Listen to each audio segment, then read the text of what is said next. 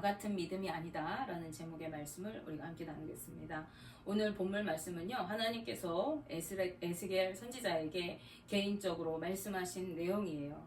무엇에 대해서 말씀하여 주셨는가 하면은, 에스겔과 함께 포로된 유다 백성들이 어떠한 태도를 가지고 있는가, 에스겔의 메시지를 들었을 때에 그들이 어떻게 반응하는가에 관한 것이었습니다.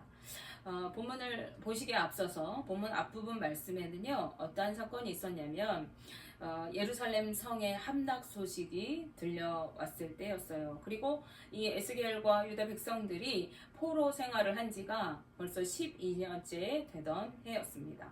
그런데 성이 함락되고 또 황폐하게 되었다는 소식이 전해진 이후에 하나님께서는 그들을 위로하시는 것이 아니라, 그들에게 회복을 약속해 주시는 것이 아니라 에스겔을 통해서 책망의 말씀을 하시는 것을 우리가 볼 수가 있습니다. 그 이유는 유다 백성들이 교만한 마음을 가지고 있었기 때문에 그렇습니다. 함락되고 황폐한 성에 거주하고 있었던 남아있는 유대 백성들은 하나님께 회개하고 도우심을 구해야 하지만, 오히려 하나님께서 이 땅을 우리에게 기업으로 주실 것이다 라고 하는 막연한 기대와 믿음을 가지고 살고 있었던 거예요. 에스겔서 33장 24절 말씀, 우리가 읽지는 않았지만 24절 말씀에, 인자야 이 이스라엘의 이 황폐한 땅에 거주하는 자들이 말하여 이르기를, 아브라함은 오직 한 사람이라도 이 땅을 기업으로 얻었나니 우리가 많은즉 더욱 이 땅을 우리에게 기업으로 주신 것이 되느니라 하는도다 라고 말씀하십니다. 그들은 말하기를, 아브라함은 한 사람인데도 하나님께서 이 땅을 기업으로 주셨는데 우리는 그 아브라함의 후손이기도 하고 또 숫자도 훨씬 많으니까 우리에게 이 땅을 기업으로 주시는 것이 더 당연한 것이 아니냐, 이렇게 여겼다는 것입니다. 아브라함을 사랑하신 하나님께서는요, 그의 많은 후손인 우리 이스라엘 백성들을 사랑하시는 것이 당연한 것이 아니냐, 이렇게 생각했던 것입니다. 하지만 이것은 그들의 착각이고 또 교만한 생각이었습니다. 그들은 혈통으로는 아브라함의 후손이었을지 몰라도 아브라함의 신앙의 모습은 전혀 살아가지가 않았던 거예요. 본받지를 않았던 것입니다. 그러면서도 마음속으로 우리는 아브라함의 후손이니까 당연히 하나님의 은혜를 누리는 것이 당연하다, 이렇게 여겼다는 것입니다. 아브라함이 하나님께 축복의 땅을 약속받은 이유가 무엇이었습니까? 그것은 아브라함의 신앙 때문이었습니다. 그는 전적으로 하나님을 신뢰하는 사람이었어요. 그렇기 때문에 하나님의 약속을 믿고 본토와 친척과 아비의 집을 떠나서 어디로 갈지도 알지 못하는 그 길을 나서게 됩니다. 그는 하나님께서 약속하신 말씀을 온전히 믿고 신뢰하였던 것입니다. 하나님의 말씀을 전적으로 신뢰하는 사람에게 반드시 따라오는 것이 있는데, 그것은 바로 순종입니다. 아브라함은 하나님의 명령에 망설임이 없이 즉시로 순종하여 그 말씀대로 행하였습니다. 그렇기 때문에 하나님의 축복의 약속을 누릴 수 있는 주인공이 되었던 것입니다. 그러나 하나님의 심판으로 이제 황폐하여진 이 예루살렘 성에 남아있던 유대 백성들은요, 바벨론에 항복하는 것이 너에게 살 길이다, 그러니 너희는 항복하여라, 이것이 하나님의 뜻이다, 이렇게 하나님의 명령을 받았으면서도 그 명령을 따르지 않고 여전히 예루살렘 성에 남아 있었으면서도 혈통만을 내세우면서 우리는 안전해, 우리는 하나님의 축복을 받은 자들이야 라고 자신들의 안전이 보장된 것처럼 생각하였던 것입니다. 그러면서도 하나님께서 주신 율법대로 그들이 살아가지는 않았던 거예요. 온갖 죄악을 저지르며 그 땅에, 그 황폐한 땅에 거하여 살고 있었습니다. 그들은 부정하게 핏째 음식을 먹었어요. 그리고 우상을 섬기고 무고한 피를 흘렸습니다. 또 인간의 방법에 의지하여서 가증한 일들을 행하고 또 이웃의 아내를 탐하고 더럽히는 그러한 간음을 저지르기도 했습니다. 자신들이 하나님의 심판을 받아서 이 성이 함락되었다는 것을 생각하지 못하고 여전히 죄악 가운데 그대로 머물러 있었으면서 하나님께서 이 땅을 반드시 우리에게 기업으로 주실 것이다 이렇게 여겼던 것입니다. 그렇게 그 예루살렘 성에 남겨진 유다 백성들에게 하나님께서는 철저하게 심판을 이어나가실 것을 말씀하십니다. 너희의 심판이 끝난 것이 아니라 너희의 심판이 계속될 것이다 이렇게 말씀하시는 거예요. 에스겔서 33장 29절 말씀에 내가 그들이 행한 모든 가증한 일로 말미암아 그 땅을 황무지와 공포의 대상이 되게 하면 그때에 내가 여호와인 줄을 그들이 알리라 하라 이렇게 말씀합니다.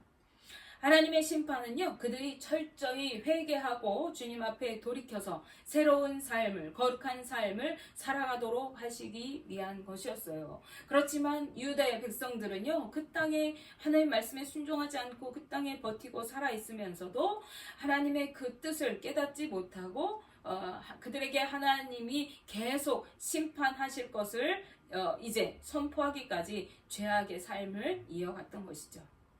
황무지가 된 곳에서 사는 것만으로도 이들은 너무나도 힘들었을 것이에요. 그쵸? 나라가 빼앗기고 침략을 당했어요. 힘든 그 상황 속에서 살고 있었지만 황무지에 사는 그자들에게 하나님은 다시 칼을 보내셔서 칼로 엎드러뜨리신다 이렇게 말씀하세요. 그리고 들에 있는 자들, 그 성이 아니라 성 밖에 있는 자들은요, 들짐승에게 먹잇감으로 내어주신다고 말씀하십니다. 하나님께서 이 같은 말씀을 선포하라고 하신 이유가 있겠지요. 그것이 무엇이냐면 그들이 이제라도 회개하고 돌이키도록 하시려는 것입니다. 그렇다면 오늘 본문에 등장하는 바벨론에 항복하고 포로로 끌려온 유다 백성들은 어떠했겠습니까? 이들은요, 에스겔을 통해서 하나님의 심판이 이루어진 것을 말했어요. 에스겔이 예언했던 그 말씀대로 하나님의 심판이 예루살렘 성에 이루어진 것을 직접 보았습니다. 그리고 예루살렘의 함락 소식을 이제 들었어요. 이들은 하나님의 심판이 어떻게 성취되는지 지켜보았던 자들입니다. 그렇기 때문에 에스겔을 통해서 하나님께서 또 어떤 말씀을 하실까 이들은 그 말씀을 궁금해하고 기대하면서 에스겔에게 몰려들었습니다. 에스겔서 33장 30절 우리가 읽었죠. 인자야 내 민족이 담 곁에서와 집 문에서 너에 대하여 말하며 각각 그 형제와 더불어 말하여 이르기를 자 가서 여호와께로부터 무슨 말씀이 나오는가 들어보자 하고 이렇게 말씀하고 있습니다. 우리가 하나님이 뭐라고 말씀하시는지 저 에스겔 선지자에게 가서 들어보자 라고 서로 이야기했다는 거예요. 그렇지만 이들이 몰려 나온 것은 하나님의 말씀을 믿음으로 받고 순종하려고 몰려 나온 것이 아니었습니다. 그들은 혹시라도 자신들이 이익을 얻을까 이렇게 생각하여서 그렇게 몰려 나왔던 것입니다. 에스겔서 33장 31절 말씀이에요. 백성이 모이는 것 같이 내게 나오며 내 백성처럼 네 앞에 앉아서 네 말을 들으나 그대로 행하지 아니하니 이는 그 입으로는 사랑을 나타내어도 마음으로는 이익을 따름이라 이렇게 말하고 있습니다. 내 백성처럼 앉아서 말씀을 듣는다 이렇게 말합니다. 내 백성이 내 앞에서 앉아있는 것 같이 그러한 똑같은 모습으로 그들이 나와서 네 앞에 앉아 있다라는 거예요. 그런데 이 말씀은요, 그들이 실제로는 진짜 내 백성, 하나님의 백성이 아니지만은 그 겉모습으로는 내 백성처럼, 나의 백성처럼, 하나님의 백성처럼 행하고 있다라는 것입니다. 사실 유다 백성들은 하나님의 백성, 택하신 이스라엘 민족이죠. 그런데 하나님은 그들을 내 백성이라고 인정하지 않으세요. 그런데 내 백성인 척 한다는 것이죠. 그들은 입술로는 하나님을 사랑한다고 말하면서도 속으로는 하나님을 사랑하는 것보다 자신의 이익만을 생각하는 자들이었습니다. 하나님의 말씀을 듣고 싶어 하기는 하지만 그것은 하나님을 경외하면서 그분이 말씀을 어떻게 하시는가, 우리가 그 말씀을 믿고 따라야겠다, 이러한 믿음의 자세로 듣는 것이 아니라 단지 호기심에 의해서 그 말씀을 기다리고 말씀을 들어도 말씀대로 행하지는 않는 사람들이었다는 거예요. 오늘날에도 교회 안에 이런 사람들이 있을 수 있습니다. 교회에 오기는 하지만 예배가 목적이 아니고 하나님을 사모하는 것이 목적이 아니라 자신의 이익을 위해서 오는 사람들이 있을 수 있습니다. 아니, 많이 있을지도 모릅니다. 말씀은 듣기는 들어도 그 말씀을 하나님의 말씀, 진리의 말씀으로 받는 것이 아니라 지식적으로 그 말씀을 받기 때문에 말씀대로 순종하지는 않고 말씀과 무관하게 살아가면서 그 말씀을 들을 때는 좋은 말씀이구나, 유익이 되는 말씀이다, 그렇게 받아들인다는 거예요.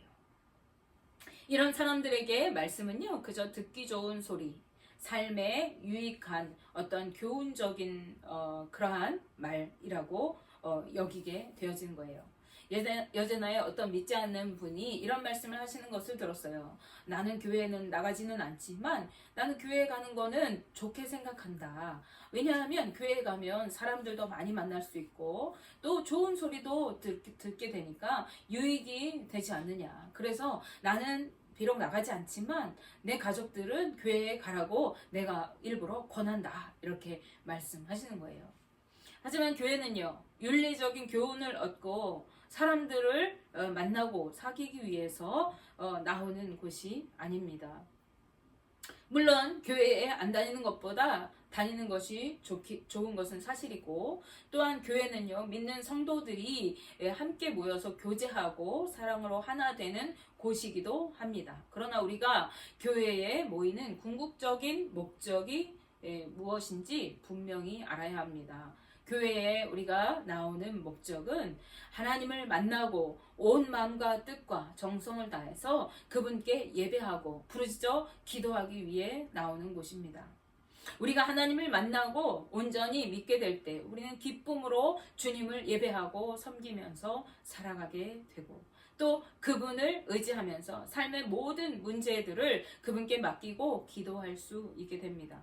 뿐만 아니라 삶의 모든 부분에서 하나님을 인정하면서 살아가게 되는 것입니다. 여호와 하나님을 경외하면서 그분의 말씀대로 순종하여 살아가게 된다는 말씀입니다. 그러나 당시 유대 민족들은 그렇게 살지 못했어요. 그들은 하나님의 말씀대로 예루살렘 성이 함락되고 황폐되는 것을 지켜보았으면서도 여전히 하나님을 경외하지 못하고 믿지 못하였습니다. 입술로는 하나님을 사랑한다고 말하면서도 마음에는 탐욕과 이기심이 가득한 교만한 마음을 여전히 품고 있었던 거예요.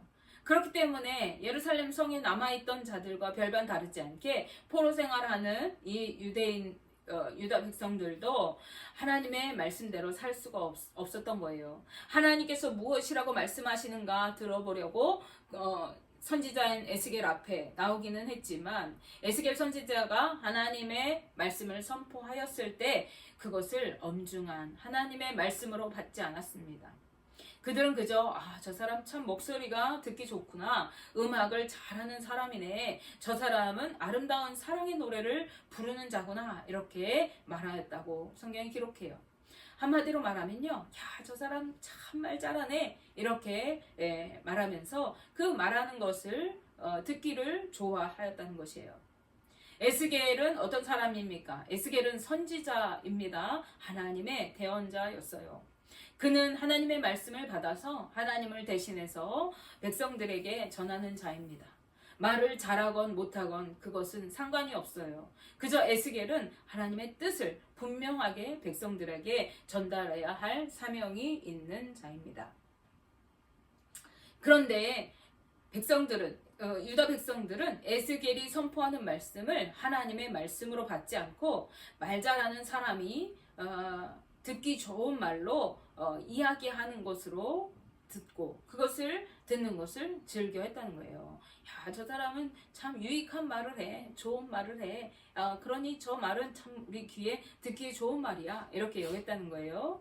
회개에 대한 강권의 말씀은 듣지 않고 자신들이 귀에 듣기 좋은 구원과 축복에 관한 말씀만 탐닉하면서 골라 들었어요. 마음을 하나님께 돌이키지는 않고 하나님이 주실 축복만 기대하면서 살았다는 말입니다. 하나님은 그런 유다 백성들에게 이렇게 말씀하십니다. 에스겔서 33장 32절 33절 말씀에 그들은 내가 고운 음성으로 사랑의 노래를 하며 음악을 잘하는 자같이 여겼나니 내 말을 듣고도 행하지 아니하거니와 그 말이 응하리니 응할 때에는 그들이 한 선지자가 자기 가운데에 있었음을 알리라. 이렇게 말씀합니다. 그들이 에스겔의 말을 어떻게 들었냐면 그들은 저 사람이 사랑의 노래를 하는구나 이렇게 들었다는 거예요. 음악을 잘하는 자가 사랑의 노래를 하는구나. 주석가에 따르면 이 사랑의 노래라고 하는 것은 인간의 어떠한 감정적인 사랑을 북돋우는 그러한 노래, 그러니까 성적으로 흥분시키는 노래를 나타낼 때 하는 표현이라고 그래요. 그러니까 우리를 즐겁게 하는 노래를 저 사람이 하고 있구나 이렇게 받았다는 것이죠. 그런데 에스겔이 한 말은 누구의 말입니까? 에스겔 자신의 말이 아니라 하나님께서 주신 말씀이죠.